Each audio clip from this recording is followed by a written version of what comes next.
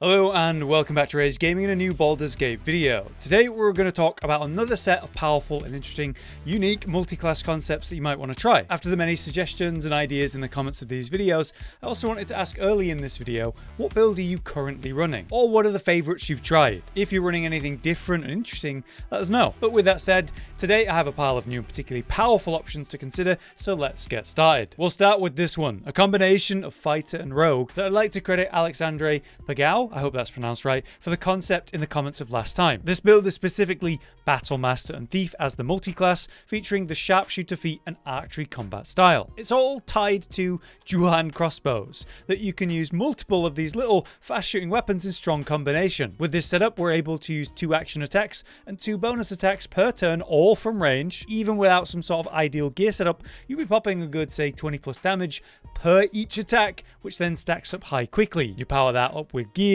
and buffs and auras, and we can scale that damage to huge levels and fast. Because we're running fighter, on any one of those turns you could of course action surge to net another action attack that turn. And this is all without, say, a haste buff or elixirs in the mix to push it even further. Specifically, there's a hat for marksman players that's sold by Roa Moonglow in the Moonrise Towers during Act 2 that could be a core item to aim for its +1 bonus to range attack rolls just for wearing it. I find the concept fun and satisfying though, just blasting range shots from your double mini crossbows. The level mix would be 7 Battlemaster Fighter and 5 Thief Rogue. 7 on the Fighter would net you 2 feats and the extra superiority die at level 7, while 5 in Thief will also get you the uncanny dodge and another feat, netting some nice survivability. Let us know if you'd like to see a full build video on this one. I'd like to look into it. Next up, how about one we've covered which gives you all the details you could ask for? This awesome concept is the Invisible Assassin, making use of greater invisibility to great effect. As you can see, we're able to repeatedly attack targets from stealth without ever actually entering combat, which means we can attack and attack and attack while the poor person panics and freaks out and can't really do anything about it. Or in combat, you're going to be constantly sneak attacking for a big burst of damage while moving around the fight, somewhat completely ignored because of the true invisibility. The stealth can break, but thanks to this setup,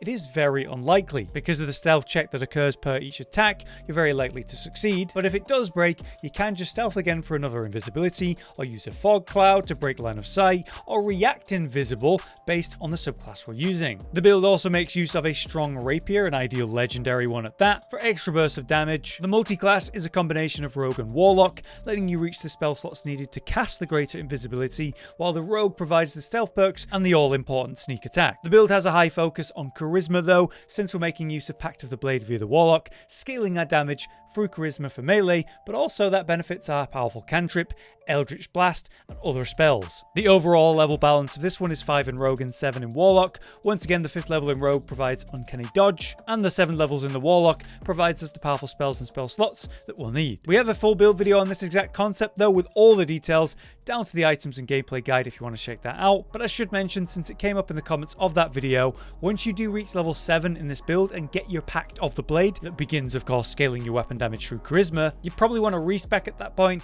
to fix your stats to focus charisma as it becomes your new main stat. I should have highlighted that in the video originally. Moving on, how about a potent and fun concept? This comes from the comments of last time as well, a concept by Nasty North. Just 2 levels into Warlock can provide both dark vision and the spell darkness, meaning you can see through the various smoke clouds that exist in the game. Naturally, if you're using these yourself, like the darkness cloud, you'll be able to create these areas that you can fight in, that you can see through, but it'll be a nightmare for the enemy to deal with. They'll be totally blinded and very likely to miss while they fight within. In fact, this concept can extend to your whole party.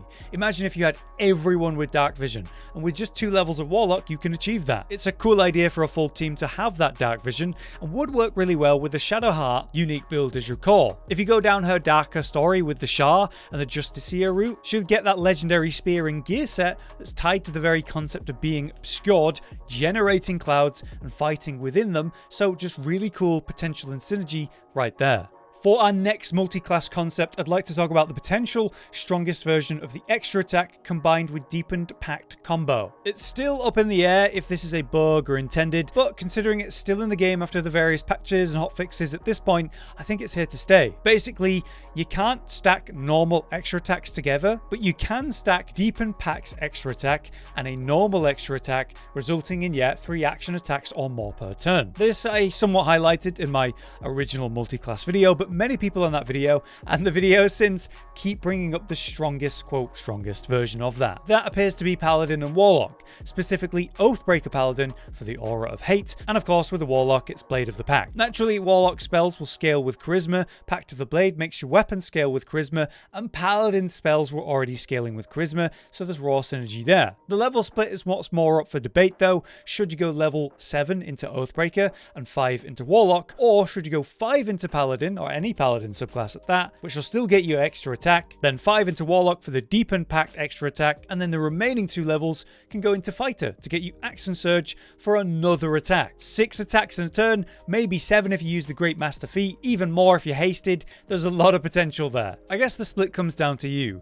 Do you care more about attacking a hilarious amount of times, truly maximizing this strange double extra attack stacking mechanic in the game, or do you want to have, say, higher spell slots and benefit from the Aura of Hate via the Oathbreaker? It'll add the Charisma modifier to the damage of attacks, which is obviously very strong, and also Fiends and Undead will benefit from that if they're in range. I think you want to go the Oathbreaker version for the Aura if you yourself are running Undead or Fiends in the party, but otherwise it's more personal choice. Next up, let's talk about the awesome Sword and Fist multiclass that is Barbarian mixed with Monk. Yeah, as you can see, you can use both a heavy weapon, like this legendary greatsword, and your fists at the same time to strong effect. This unarmored monster build is very tanky, thanks to the Barbarian roar that halves the incoming damage of most damage types, including the most important one, physical. Using this weapon in particular, we can take on a giant form, and while raging, we'll smash for huge hits, have big temporary hit points, and attack many times a turn at that. The fists come in handy for your bonus actions though,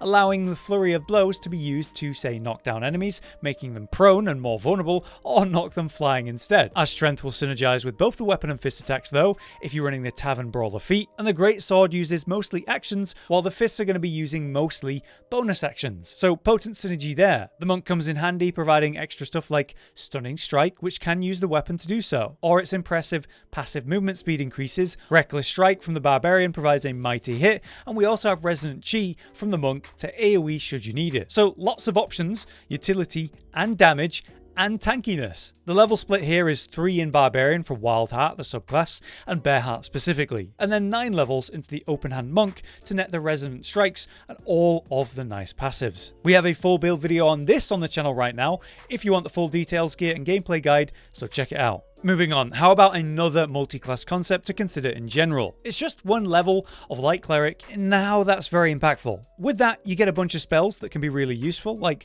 Warding Flare, which is basically buffed up in Baldur's Gate 3 to be infinite. It's just a consistent reaction to damage, which will reduce incoming damage, working as a worse but, more consistent spell shield. With just one level into the Cleric, you'll also get things like Healing Word and Bless, which is a 3-person buff. But most important is Sanctuary. Sanctuary is a bonus action level 1 spell slot spell. For 10 turns, you or your target become untargetable, meaning very close to immune to damage until you break the effect. It breaks when you choose to attack, so basically you could use an action and then spend your bonus action to go back to being untargetable at the end of your turn. In Baldur's Gate 3 compared to real D&D, it also has better range and the effect is just stronger. Instead of, making them more likely to miss you, it is that straight target immunity. It's also cheap, so you can use it many times and there's nothing going to be stopping you from long resting after every fight to always have it. So with a mix of useful spells of the level 1 Light Cleric and of course Sanctuary, this simple concept of working a level 1 Cleric for a multi-class for your builds is very strong. Probably best used with a true or even half-caster main class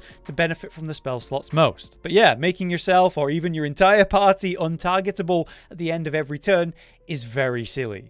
Speaking of silly, how about a silly summoner concept, where we go crazy on the amount of summons you have. Josh recently highlighted this build in a full video after he wanted to see how far he could really go with summons. As you can see, you can summon quite a few allies to fight for you, essentially a little army. The Life Cleric combined with the Spore Druid allows for, say, fungal zombies, elemental summons, beast, dryads, ghouls, and more. The build allows for 13 summons total, including some companions you pick up through the story. Thanks to just a few levels in Cleric, like we mentioned mentioned before, you'll have access to a few buffs to provide for your team, letting them do the work for you. And with this amount of bodies in play, there's going to be a lot of damage that's not really going to be directed at you because there's so many targets. And with the variety of summons, there's a lot of different attacks, spells, and types of movement to make use of. And while this isn't necessarily as strong as the other multi-class suggestions on this list, it is very fun and perfect if you want to go max summoner in true. You could tone this back maybe and get less summons but make the individual summons stronger. It's up to you, but the mix here is 3 levels into live cleric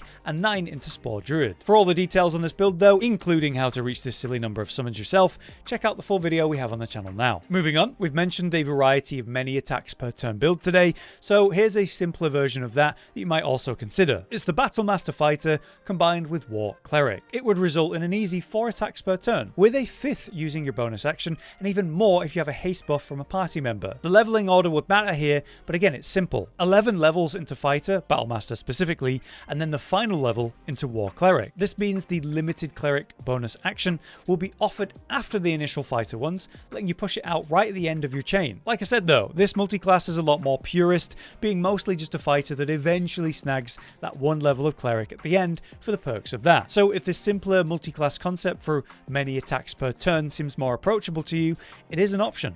Alright, what about a true jack of all trades, powerful bard multiclass where we triple up using bard, wizard, and paladin for maximum effect? Naturally, this is indeed College of Swords bard, working great with paladin as you should expect. Paladin, of course, at low levels, gets access to its subclass immediately and then smites at level 2. The third class would be wizard, falling under divination, only at level 2 there too. This nets you access to the wizard spells, of course, using that trick to learn wizard spells via scrolls, even at level 1. Though yet, that means they're going to be tied to intelligence rather than charisma, but there are many spells that are useful that don't need or benefit from a modifier anyway. So yeah, a true jack of all trades idea.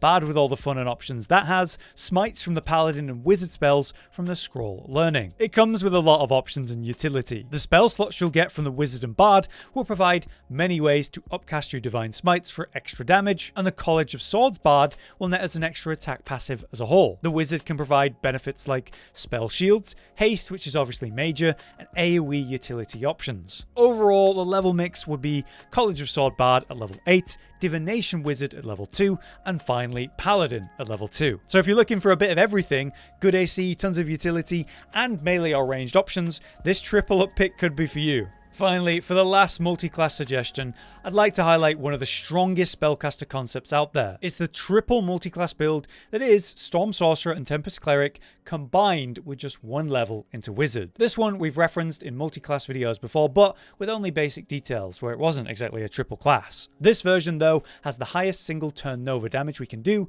using spells, benefiting from chromatic orbs that you cast up to level 6, maybe in its Thunder version, powered up by the Tempest Cleric Destructive Wrath, and Look of the Far Realms to make it a max damage and a crit 100% guaranteed. And it can be AoE, smashing multiple targets in one smooth shot, so that is very deadly. Of course, you could also use for the Chromatic Orb the Lightning version, which when used on wet targets will burst AoE. The Tempest Cleric again comes in handy there because you can generate water with that and fight wet targets because of that. Alternatively, you could be using summoned water elementals, which will not only keep the area wet, but spread it out the entire width of the screen much bigger. This version is specifically though 9 levels into Storm Sorcerer and 2 into Tempest Cleric, with the final level going to Wizard. With specific gear and items, you can really juice this up and fight from very long range at that, dealing big damage. Long range AoE in the form of lightning bolts is going to be very strong. It's powerful, it's very cool, and now we have a full build on the channel